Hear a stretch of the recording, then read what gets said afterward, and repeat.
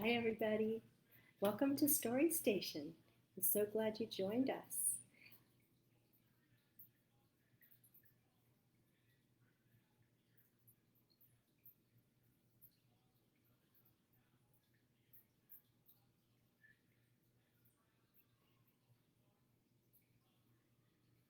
Everybody is ready. I've got a fabulous book today. It's called Harlem Grown, and the author is Tony Hillery, and it's illustrated by Jesse Hartland. But before we start reading, let's get our bodies ready. So we're going to get our eyes nice and big with our letter O's right next to our eyes and open them up really big so we can see all the illustrations and be picture detectives.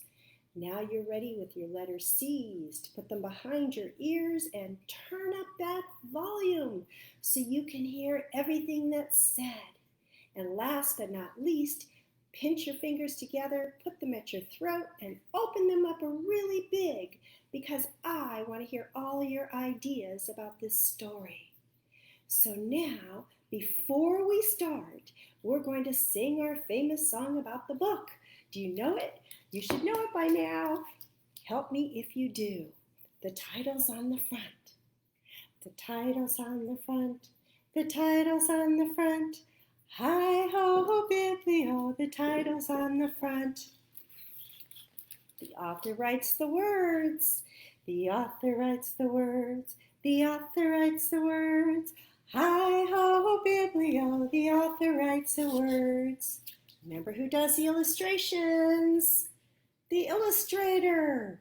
The illustrator draws. The illustrator draws. Hi-ho, biblio, the illustrator draws. And the whole book is bound together by the spine. The spine binds the book. The spine binds the book. Hi-ho, biblio, the spine binds the book. And now it's time to read. And now it's time to read. Hi-ho, biblio, and now it's time to read. Look at this cover. Can you be a picture detective and tell me if you see something familiar there? I see some children with a hose and a basket with looks like vegetables inside. And way over here is a great big red wagon with a shovel in it. Kind of looks like they're outside. What do you think they're doing? Can you take a guess? It looks to me like they might be working in the garden. Have you ever had a garden before? It's a lot of fun. Gardens can be all about flowers and plants, but it also can be about vegetables. And this story, Harlem Grown, talks about things that are grown in the city of Harlem. Harlem is a place in New York City, and this book is nonfiction. Do you remember what that is? Nonfiction is a true story. This means this story really happened. So when you're listening, just imagine what it would be like if you were there right now in New York City. It's written again by Tony Hillery and illustrated by Jesse Hartland. I wonder what they're growing. What have you grown? I don't have a garden at my house, but I like to grow things in pots. Here's our inside of our cover. Lots of different things. I see dogs and bikes and watermelons and gloves. I wonder what they would use those things for. Harlem Grown. This is how one big idea transformed a neighborhood. And transform means it changed the whole neighborhood by doing something special. What do you think it is? We're so grateful to Simon & Schuster for allowing us to read the book they published, And it was just published in 2020, so that's now. But the story took place back in 2010. That was 10 whole years ago. So be a picture detective and tell me, what do you see? Nice and loud. Does it look like they're living in the country? Or does it look like they're living in the city? I see lots of big buildings. I think it's the city. Let's find out.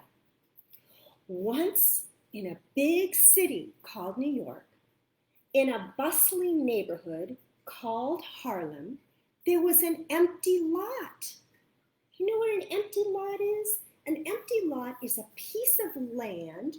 A lot is like a great big rectangular shape, and there was nothing there. It was empty.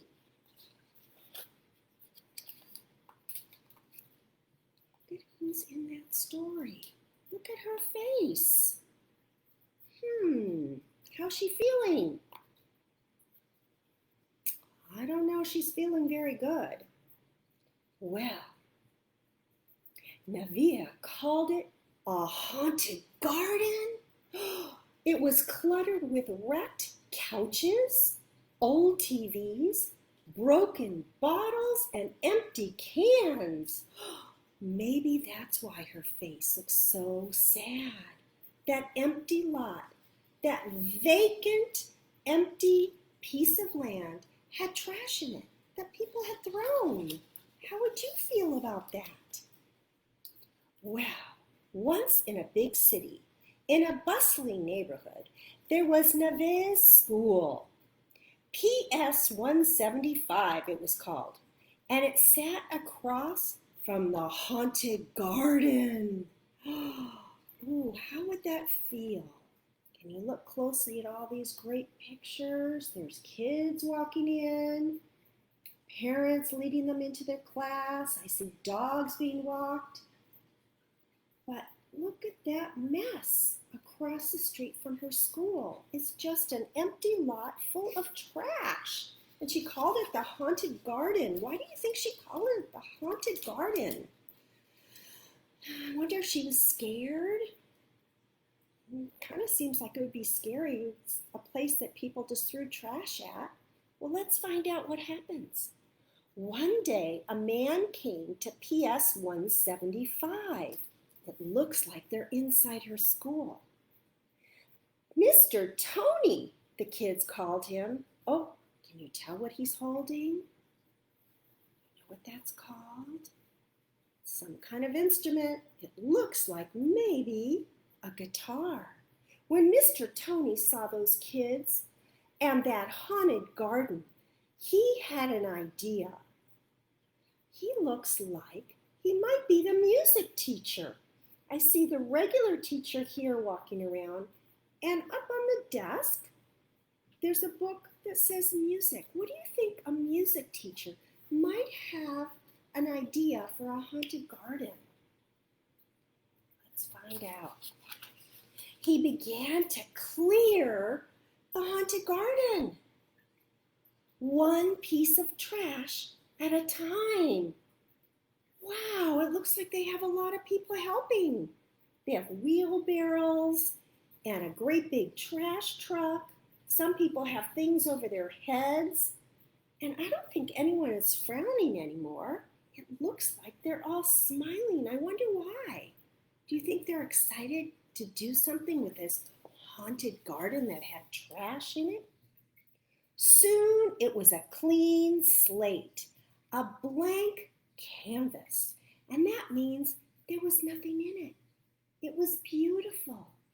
It was like a blank canvas, like an artist starts with a blank canvas. He starts before he paints on a great big white piece of canvas onto a board, and he has no idea what he's going to paint. I'm wondering what they're going to put in here. Mr. Tony laid down a new clean soil. He invited Navia to help. Clean soil. Well, I'm sure there was soil there. I'm wondering if it was really dirty from all the scraps and junk. But he brought fresh, clean soil. And look at all the other things he brought. Can you guess what this takes? This takes from the faucet all the way to the garden some water. And I see fertilizer, and I see seeds, shovels, pine mulch. Nevaeh started to plant. 1, she has a packet of seeds. 2, she put a little bit of dirt on top. 3, she watered it. And 4, she left it out in the sunshine until the seeds started sprouting. Then she took that plant and she dug holes in the ground.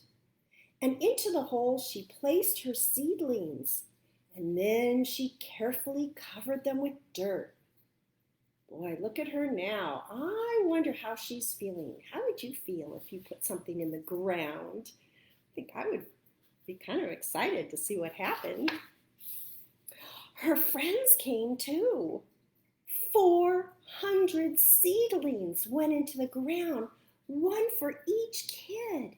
That means there were 400 kids that helped out. Look at all that work they did.